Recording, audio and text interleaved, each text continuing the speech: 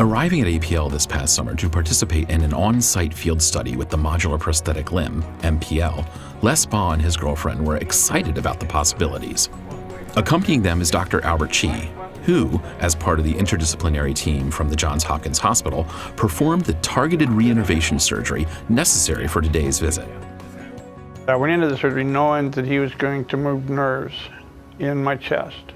I remember when I first come out from under it, the pain I'd never had. I don't even remember the original being that much excruciating pain, but I imagine part of that my mind blocked out anyway. Les had lost both limbs in a freak electrical accident over 40 years ago and is excited to become the first shoulder-level amputee to have the MPL fully and wirelessly integrated into his body. Get started with really intensive training with our pattern recognition system.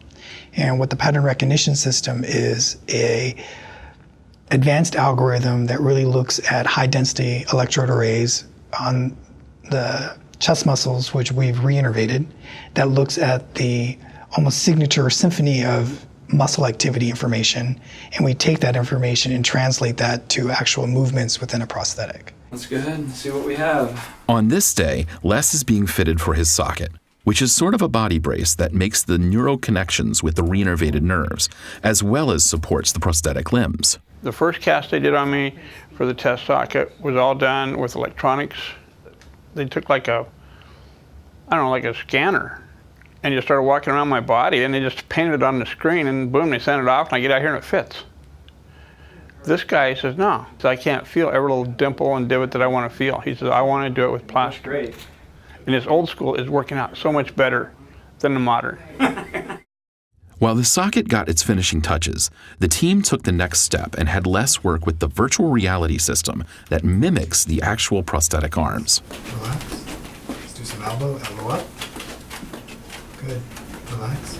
A couple days later, the socket was back, and the arms were attached.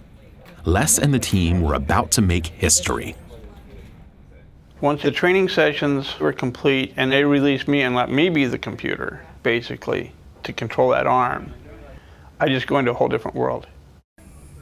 I think we're just getting started at this point. It's like the early days of the internet. There's just a tremendous amount of potential ahead of us, and we've just started down this road, and I think the next 5-10 years are going to bring some really phenomenal advancements.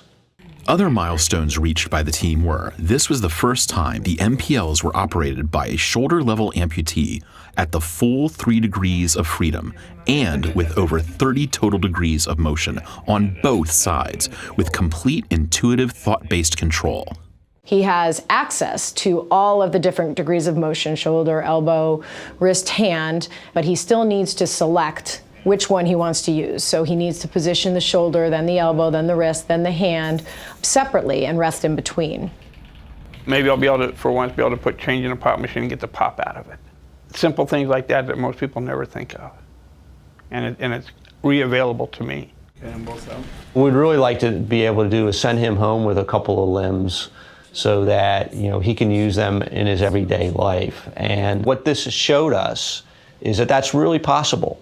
All of us on this RP 2009 team, regardless of the type of patient we're fitting, are committed to making every effort to see that this ultimately reaches the end user in a way that they can actually utilize it. That's awesome.